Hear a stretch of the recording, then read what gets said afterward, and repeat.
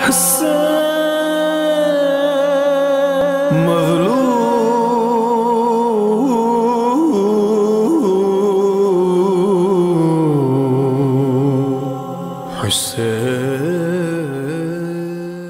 باللہ من الشیطان الرجیم بسم اللہ الرحمن الرحیم الحمدللہ رب العالمین والصلاة والسلام علی محمد وعلی آلہ الطیبین الطاہرین واللعنۃ الدائمۃ علی اعدائہم اجمعین اما بعد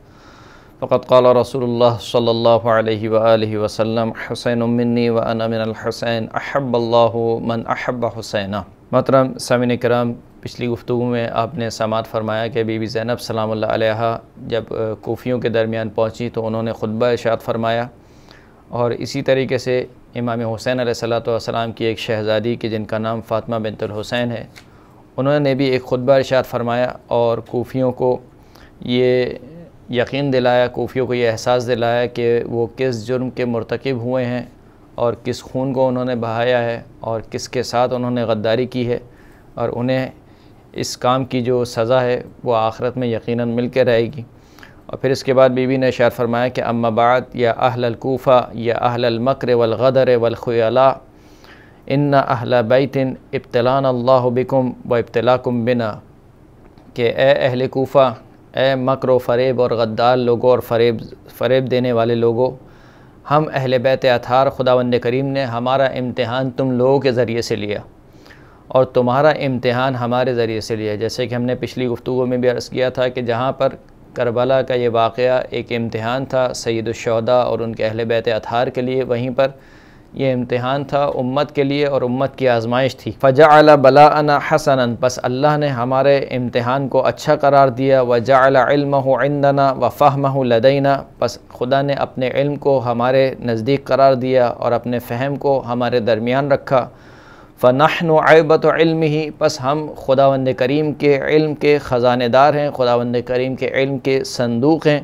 ووعاء فہمہ وحکمتہ، اور خداوند کریم کے فہم اور حکمت کے ظرف ہیں، وحجتہ فی الارض فی بلادہ لعبادہ، اور ہم ہی خداوند کریم کی حجت ہیں خداوند کریم کے بندوں کے لیے اس کے شہر میں۔ اکرمنا اللہ بکرامتہ وفضلنا بنبیہ علی کثیر من خلقہ تفضیلا، خداوند کریم نے ہمیں اپنی خاص کرامت سے شرف بخشا اور اپنے نبی کے ذریعے سے ہمیں فضیلت بخشی تمام اپنی خلقت کے اوپر۔ فکذبتمونا وکفرتمونا ورأیتم قتالنا حلالا، پس تم لوگوں نے ہماری تکذیب کی، ہمارا انکار کیا، اور تم لوگوں نے یہ سمجھا کہ تمہارے لیے ہمارا قتل کرنا حلال ہے۔ وَأَمْوَالَنَا نَهْبًا، اور تم نے یہ گمان کیا کہ ہمارا جو مال ہے وہ تمہارے لیے لوٹنا جائز ہے۔ كَأَنَّ أَوْلَادُ التُّرْكِ أَوْ كَابُلٍ، جیسے کہ گویا ہم ترک اور کابل کی اولاد ہیں، یعنی ہماری کوئی حیثیت نہیں ہے، ہماری کوئی عزت نہیں ہے کہ جن کو قتل کر دینا تمہارے لیے کوئی عیب کا باعث نہ ہو، جن کا مال لوٹ لینا تمہارے لیے کوئی مشکل کا باعث نہ ہو، تم نے ہمیں اس طریقے سے سمجھا۔ کما قتلتم جدنا بالامس وسیوفکم تقطر من دمائنا اہل البیت لحقد متقدم، بس جس طریقے سے تم نے کل ہمارے جد کو قتل کیا تھا، یعنی مولا کائنات امیر المؤمنین علی بن ابی طالب کے سر پر ضربت لگائی تھی، آج بھی تمہاری تلواروں سے ہمارا خون بہتا ہے،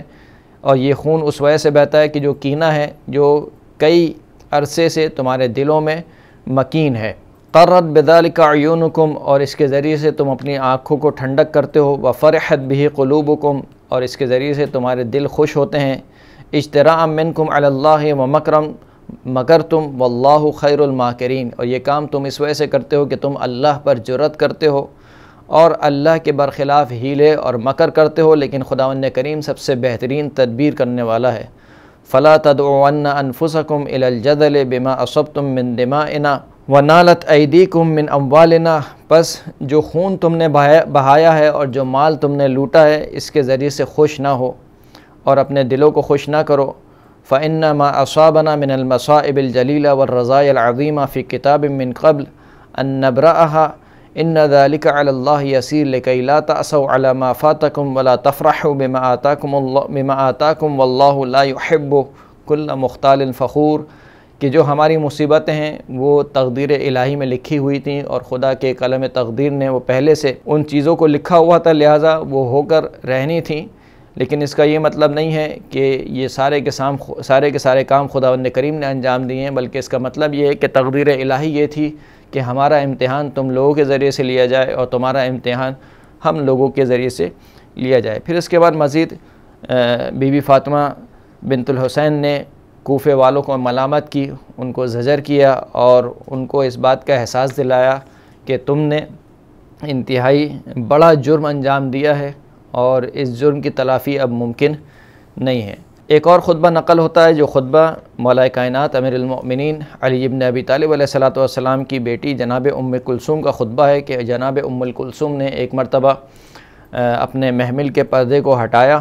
اور ہٹانے کے بعد بلند آواز میں گریہ کیا، اور گریہ کرنے کے بعد بلند آواز میں فرمایا کہ یا اہل الکوفہ سوء لکم، اے کوفہ تمہارے لیے برائی ہو، ما لکم خذلتم حسینہ، تمہیں کیا ہوا ہے کہ تم نے حسین کے ساتھ دھوکہ کیا، وقتلتموہ، حسین کو قتل کیا، وانتہبتم اموالہ، حسین کے مال کو لوٹا، وورثتموہ وسبیتم نساءہ، اور حسین کے مال کو تم نے اپنے درمیان تقسیم کر لیا، اور حسین کی بیویوں کو، امام حسین کی بیویوں کو قیدی بنایا اور ان کی حرمت کو پارا پارا کیا، فتب لکم وسحقا، پس خداوند کریم کا عذاب ہو تمہارے اوپر، ویلکم اتدرون ای دواہ دہتکم، تم پر وائے ہو، کیا تم نہیں جانتے ہو کہ کن مصیبتوں نے تم کو گھیر لیا ہے، وَأَيَّ وِزْرٍ عَلَى ظُهُورِكُمْ حَمَلْتُمْ، اور کون سے گناہ کا یہ بوجھ ہے جو تم نے اپنی پشت پر اٹھا لیا ہے، وَأَيَّ دِمَاءٍ سَفَكْتُمُوهَا، اور یہ کون سا خون ہے کہ جس کو تم نے بہایا ہے، وَأَيَّ كَرِيمَةٍ احتضمتموها، اور یہ کون سی شرافت و بزرگی ہے کہ جس کو تم نے پارا پارا کر دیا ہے،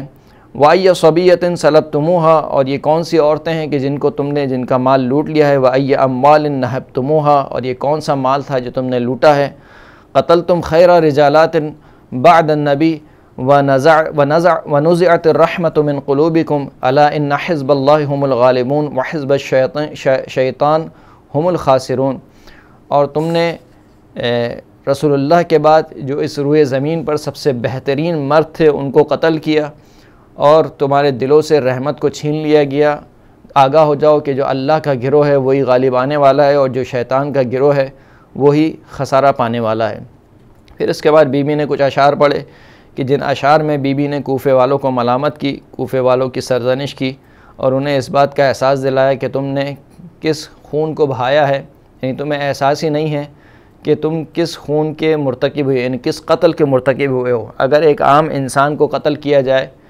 تو وہ ایک الگ معاملہ ہے، لیکن حسین ابن علی کے جس کے بارے میں رسول اللہ یہ فرما رہے ہیں کہ حسین منی وانا من الحسین، حسین مجھ سے میں حسین سے ہوں، اس کا مطلب یہ ہے کہ تم نے کوئی عام خون نہیں بہایا ہے، تم نے گویا رسول اللہ کا خون بہایا ہے،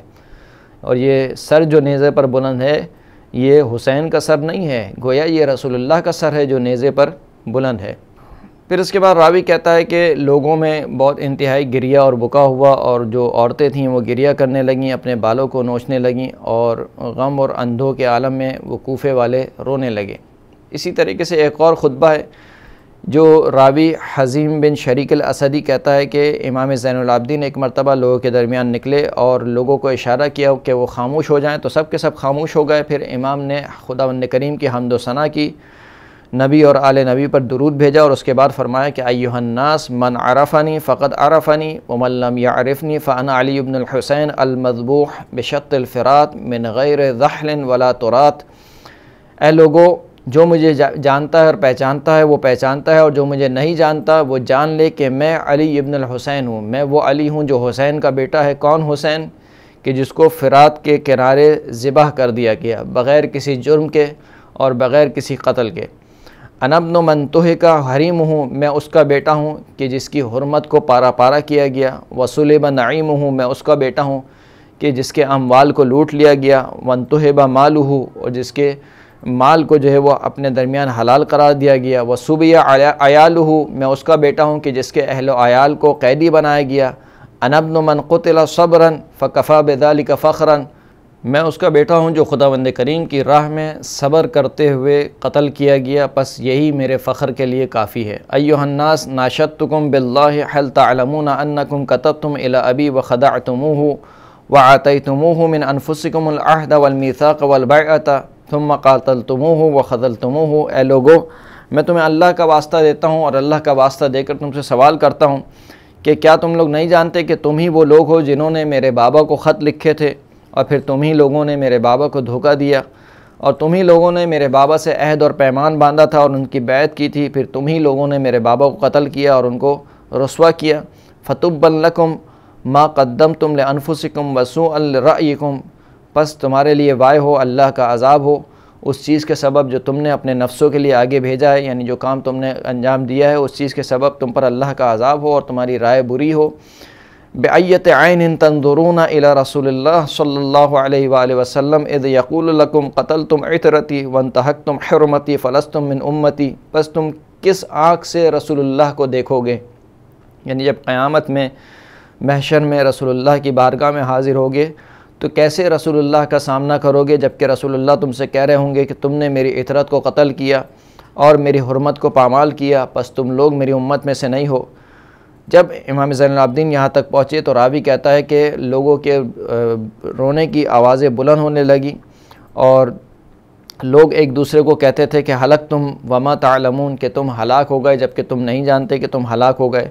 رحم اللہ عمران قبل نصیحتی وحفظ وصیتی فی اللہ وفی رسولہ وفی اہل بیتی فإن لنا فی رسول اللہ اسوۃ حسنہ، خدا اس بندے پر رحم کرے جو میری نصیحت کو قبول کرے، میری وصیت کی حفاظت کرے، رعایت کرے، اور ہمارے لیے رسول اللہ کی زندگی میں بہترین نمونہ عمل موجود ہے۔ جب یہاں تک بات پہنچی تو ایک مرتبہ تمام اہل کوفہ نے ایک آواز ہو کر کہنا شروع کیا کہ نحن کلنا یا ابن رسول اللہ سامعون مطیعون حافظون لدمائک غیر زاہدین فیک ولا راغبین عنک فمرنا بامرک رحمک اللہ فإن حرب لحربک وسلم لسلمک لنأخذن ترتک وترتنا ممن ظلمک وظلمنا۔ سب کہنے لگے کہ اے رسول اللہ کے بیٹے، ہم سب کے سب آپ کو سننے والے ہیں، آپ کے مطیع اور فرما بردار ہیں اور آپ کے جو خون ہے اس کی حفاظت کرنے والے ہیں، اور سب کے سب ہم یہ چاہتے ہیں کہ جو ہے وہ آپ سے بے رخی اختیار نہ کریں، بس آپ ہمیں حکم دیجئے، اللہ آپ پر رحم کرے، ہم اس سے جنگ کریں گے جو آپ سے جنگ کرے اور اس کے ساتھ مصالحت کریں گے، صلح کریں گے جو آپ کے ساتھ صلح کرے۔ جب یہ بات امام زین العابدین نے سنی تو فرمایا کہ ہیہات ایھا الغدرۃ المکرہ، بہت بعید ہے اے غدار اور فریب لوگو، فریب دینے والے لوگو، حیل بینکم و بین شہواتکم بین شہوات انفسکم، تمہارے اور تمہارے نفسوں کی شہوات کے درمیان دھوکہ دہی شامل ہے۔ اتریدون ان تأتوا الی کما اتیتم الی آبائی من قبل کلا ورب الراقصات الی منی فإن الجرح لما يندمل قتل ابی بالامس واہل بیتہ معہ فلم ینسنی ثقل رسول اللہ صلی اللہ علیہ وآلہ وسلم ثقل ابی وبنی ابی وجدی شق لہا زمی ومرارتہ بین حناجری وحلقی وغصصہ تجری فی فراش صدری ومسألتی اللہ تکون لنا ولا علینا ثم قال۔ پھر اس کے بعد جب امام نے یہ کوفے والوں کی یہ آواز سنی تو امام نے فرمایا کہ بہت بعید ہے کہ اے کوفے والو، تم غدار اور فریب زدہ لوگ ہو اور تم اسی طریقے سے مجھ سے وعدہ کر رہے ہو جس طریقے سے تم نے کل میرے بابا سے وعدہ کیا تھا۔ ہرگز ایسا نہیں ہو سکتا کیونکہ ابھی تک میرا زخم بھرا نہیں ہے، یعنی جو زخم تم نے ہم اہل بیت اطہار کو دیا ہے ابھی تو وہی ٹھیک طریقے سے بھرا نہیں ہے کہ جب تم تیار ہو گئے ہمیں نیا زخم دینے کے لیے، لہٰذا میں تم پر اب بھروسہ نہیں کر سکتا۔ جس طریقے سے تم نے میرے بابا کو دھوکہ دیا، میرے دادا کو دھوکہ دیا، میں نہیں چاہتا کہ پھر دوبارہ تم سے دھوکہ کہوں، بس تم سے یہ چاہتا ہوں کہ نہ تم ہمارے ساتھ رہو نہ ہمارے خلاف رہو، یعنی اگر تم کچھ نہیں کر سکتے تو کم از کم اتنا تو کر سکتے ہو کہ نہ دشمن کے ساتھ ہو نہ ہمارے ساتھ ہو، بلکہ تم ایک نیوٹرل طور پر زندگی گزارو، یہی تمہارے لیے ہمارے لیے جو ہے وہ کافی ہے۔ وآخر الدعوانا ان الحمد للہ رب العالمین۔ حسین